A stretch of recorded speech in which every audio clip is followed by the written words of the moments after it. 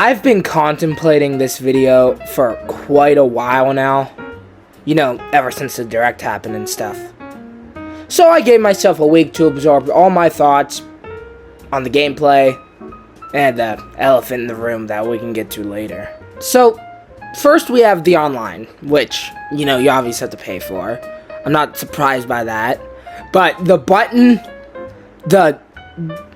locked behind the paywall that's still on the controller, that's just a bit of a slap in the face. I know that, you know, most people are going to have online still, but it's just a slap in the fucking face. I'm probably buy online if I get the console, but that's another... We'll get there later. Again, we'll get there later. Next up, we have the mouse features. You know, the big new gimmick for the Switch 2. Yeah, I like it, but it's just not practical.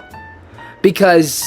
I can't speak for everyone here, but where I usually game, there's not many flat, hard surfaces where I could use the mouse in goodwill and easily, which would make it freaking stupid. I gotta pull out like a table or something. I don't know. That's just a personal problem I have. Most people probably won't struggle with that, but and then again, it's like so small. I feel like it's gonna be hard to hold the controller correctly while using it as a mouse, slide around and stuff. We'll have to see though. We'll have to see. And then we had the freeze during the Direct. That was funny because all the audio got unsynced, and I was like, hey, "What the heck?" It was all over X or Twitter or whatever you call it, and I thought it was pretty funny. Next up, we have the Tony Hawk game, which... Fucking excited for that! Oh, yeah. I love Tony Hawk, but the thing about Tony Hawk Pro Skater 3 and 4 is that, allegedly, they're gonna make Tony Hawk Pro Skater 4 in that game, just like Tony Hawk Pro Skater 3 with that 2-minute timer, which is stupid, because that's not how the game was originally played, so I don't know how they're gonna do those extra missions. And if they just...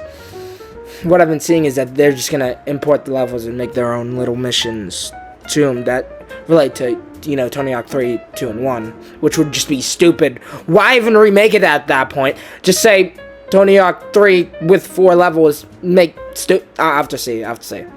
Next up, we have the Deltarune announcement. You know, I'm gonna combine these next two: Deltarune and Silk Song coming to the Switch. You know, it's great for them, but I don't really care. Sorry, everyone. Sorry, I don't care about Deltarune and Silk Song. I know it's a big moment, but I just don't care. So I can't add that much input on it. The games look cool, they're just not my cup of tea. Like how people might say they don't care about Tony Hawk, and, you know, that's whatever, I don't care. Next up, we have the GameCube games getting important. I'm like, fuck yes! I love the GameCube. And the games they showed off were pretty awesome, so... That's another reason why I might just have to buy online. And then we had the Dusk Bloods announcement, which was cool, I guess. I mean, it looks like a pretty fine game. Would I play it? Maybe. I don't know. Then we had the new Kirby Air Riders game, which looks kind of fire, to be honest. You know, racing games. A lot of racing coming this year. You know, gotta love it. But, you know, NASCAR 25 too. That's like 3 games, but... The Kirby Air Riders games looks pretty cool. You know, we haven't gotten a game of that in a really long-ass time. So, you know, gotta be excited for that. And then the last thing I have about the Direct is the Donkey... Don't worry. No, not the last thing I have about the Direct. Just the last thing that I can mention in fast time here. We have the new Donkey Kong game, which is... People are saying it's just like Odyssey. But, you know, that's okay, because I liked Odyssey. So I've high expectations for this Donkey Kong game, because...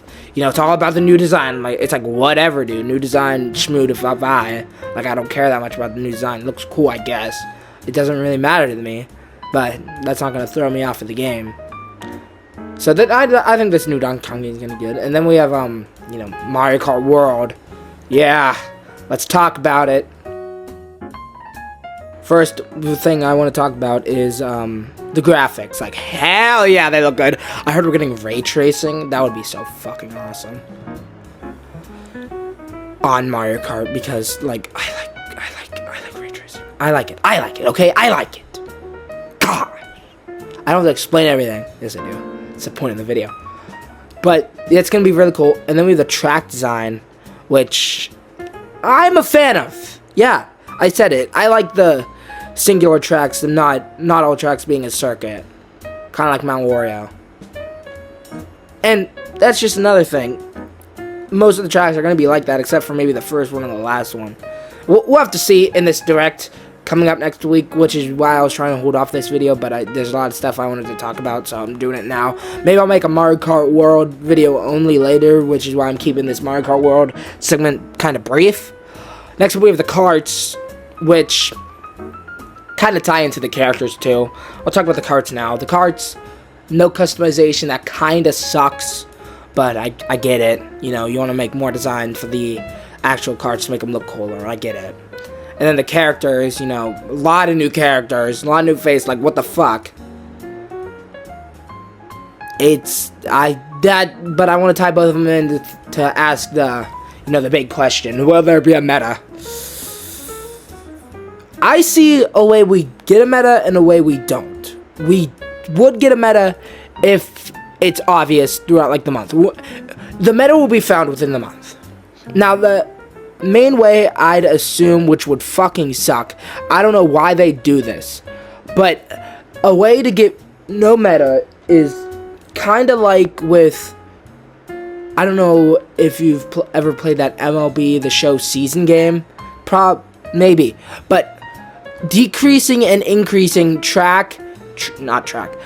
decreasing and increasing cart and character stats, like throughout not just throughout like seasons and whatever, can make it so we don't have a meta, but that would be really stupid, because then we wouldn't have a meta, not just because we don't have a meta, then it would be inconsistent, but I think that's like the best way Nintendo could keep us from having a meta, and if Nintendo wants us to have a meta, that would be great, but I don't think. So that's my thoughts on Mario Kart World. Let's talk about the price. I know, like $500.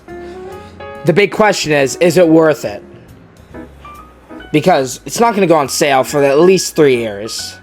So would it be worth it at $450 considering everything we just talked about? In my opinion, yes. I know. Listen. A lot of new features. Ray tracing. 4K. Game chat that you still have to pay for. The game chat's not a good fucking reason for it to be $450. I don't know why I mentioned that. I think it's because I'm running out of things to mention. But like new console, new hardware, new freaking mechanics. But we'll have to see more on how this console actually plays, because we've only seen so much so far. Only a select few have been able to play it. So we'll just have to see in the next couple months, maybe even when it releases. Wait for the reviews by... I don't trust IGN. Wait for the reviews by the most popular gaming YouTuber you watch.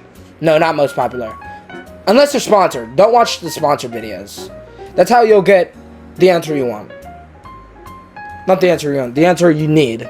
Don't watch an unsponsored... Well, they can be sponsored by someone else.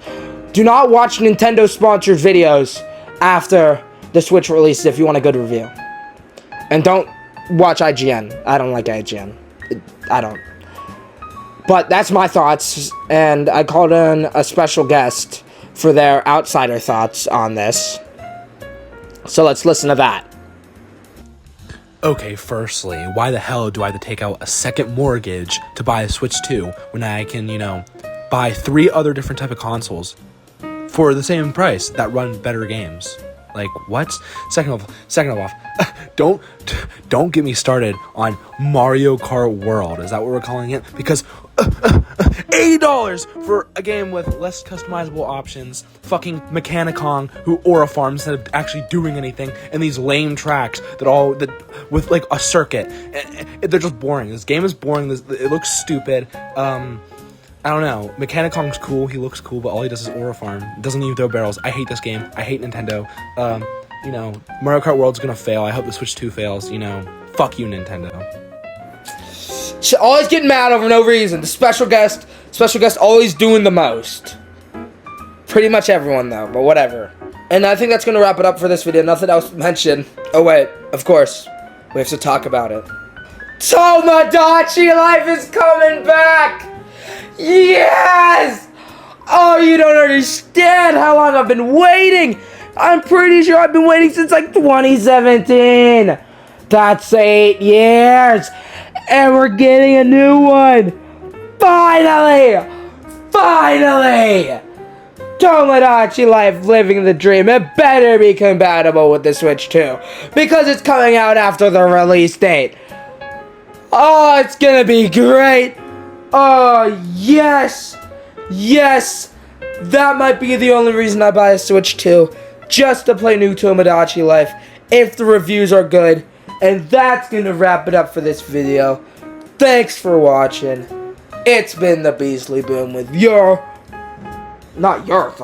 my thoughts on the new Nintendo Switch 2. That's gonna wrap it up for this. See you on the next one. Thanks for watching. Have a good day. And maybe even have a great one.